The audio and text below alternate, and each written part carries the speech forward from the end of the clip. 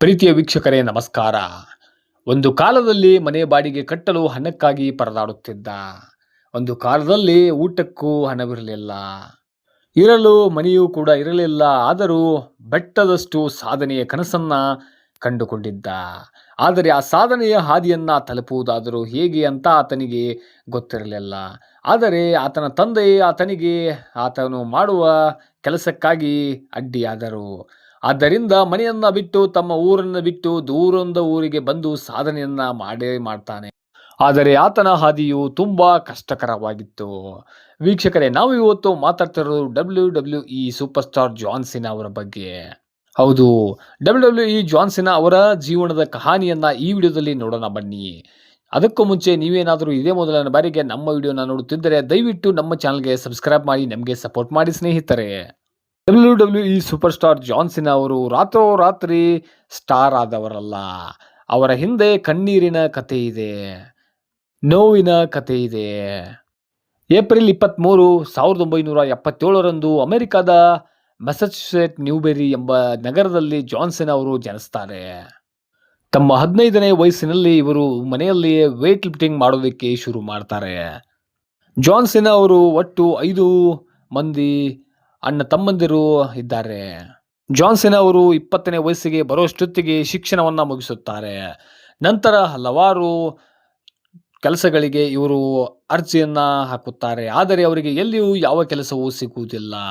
ಇದಾದ ನಂತರ ಅವರಿಗೆ ಬಂದದ್ದು ಒಂದೇ ಒಂದು ಐಡಿಯಾ.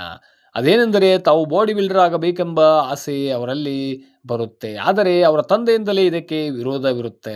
ಏಕೆಂದರೆ ಅವರ ತಂದೆಗೆ ಅವರ ಮಗ ಬಾಡಿ ಬಿಲ್ಡರ್ ಆಗೋದು ಸ್ವಲ್ಪನೂ ಇಷ್ಟವಿರಲಿಲ್ಲ. ಆದ್ದರಿಂದ ಜಾನ್ ಸಿನಾ ಅವರು ಮನೆಯನ್ನ ಬಿಟ್ಟು ತಮ್ಮ ತಂದೆಯ ಜೇಬಲ್ಲಿದ್ದ $500 ಕದ್ದುಕೊಂಡು ಮನೆಯನ್ನ ಬಿಟ್ಟು ಕ್ಯಾಲಿಫೋರ್ನಿಯಾ ಎಂಬ ದೊಡ್ಡ ಸಿಟಿಗೆ ಬರುತ್ತಾರೆ.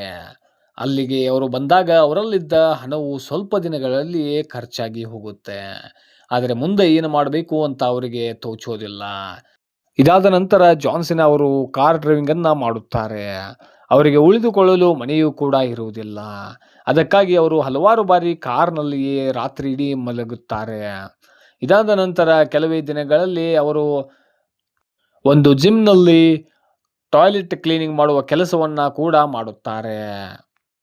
ಮತ್ತು ಜಾನ್ ಸಿನಾ ಅವರು ತಮ್ಮ ದೇಹವನ್ನು ಅತ್ಯುತ್ತಮವಾಗಿ ಬೆಳೆಸುತ್ತಾರೆ ಮತ್ತು ಅವರು ಹಲವಾರು ಬಾಡಿ ಬಿಲ್ಡಿಂಗ್ ಕಾಂಪಿಟೇಷನ್ಗಳನ್ನು ಕೂಡ ಆಡುತ್ತಾರೆ ಮತ್ತು ಗೆಲ್ಲುತ್ತಾರೆ ಕೂಡ. ನಂತರ ಜಾನ್ ಸಿನಾ ಅವರು WWE ವ್ರೆಸ್ಲಿಂಗ್ ಸ್ಕೂಲ್ಗೆ ಸೇರಿಕೊಳ್ಳುತ್ತಾರೆ. 1999ರಲ್ಲಿ ಜಾನ್ ಸಿನಾ ಅವರು ವ್ರೆಸ್ಲಿಂಗ್ ಸ್ಕೂಲ್ಗೆ ಸೇರಿಕೊಳ್ಳುತ್ತಾರೆ. ಜಾನ್ ಸಿನಾ ಅವರು 2002ರಲ್ಲಿ WWE ಬರುತ್ತಾರೆ. ರಿಂಗ್ನಲ್ಲಿ ಕಾಲಿಡುತ್ತಾರೆ. ಆದರೆ ಅವರಿಗೆ ಬಂದ ತಕ್ಷಣ ಸಕ್ಸಸ್ ಸಿಗುವುದಿಲ್ಲ. ಹಲವಾರು ಸವಾಲುಗಳನ್ನು ಎದುರಿಸಬೇಕಾಗುತ್ತೆ.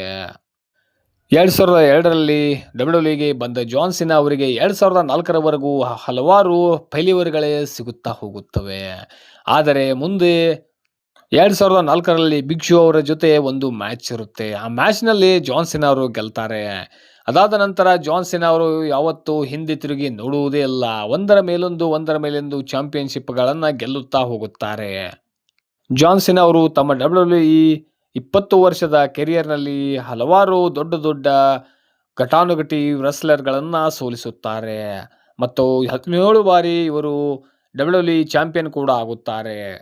ಈಗ ಜಾನ್ ಸಿನಾ ಅವರು ಹಾಲಿವುಡ್ ಚಿತ್ರಗಳಲ್ಲಿ ಕೂಡ ನಟಿಸುತ್ತಿದ್ದಾರೆ. ಒಟ್ಟು ಅವರ ಆಸ್ತಿಯನ್ನು ನೋಡುವುದಾದರೆ ಈಗ $665 ಕೋಟಿ. ಮೊದಲು ಊಟವೂ ಇರಲಿಲ್ಲ. ಆದರೆ ಇಂದು $665 ಕೋಟಿ ಗಳಿಸಿದ್ದಾರೆ ಜಾನ್ ಸಿನಾ ಅವರು. ಅದಕ್ಕೆ ಹೇಳೋದು, ಜಗತ್ತಿನಲ್ಲಿ ಯಾವುದೂ ಅಸಾಧ್ಯವಿಲ್ಲ.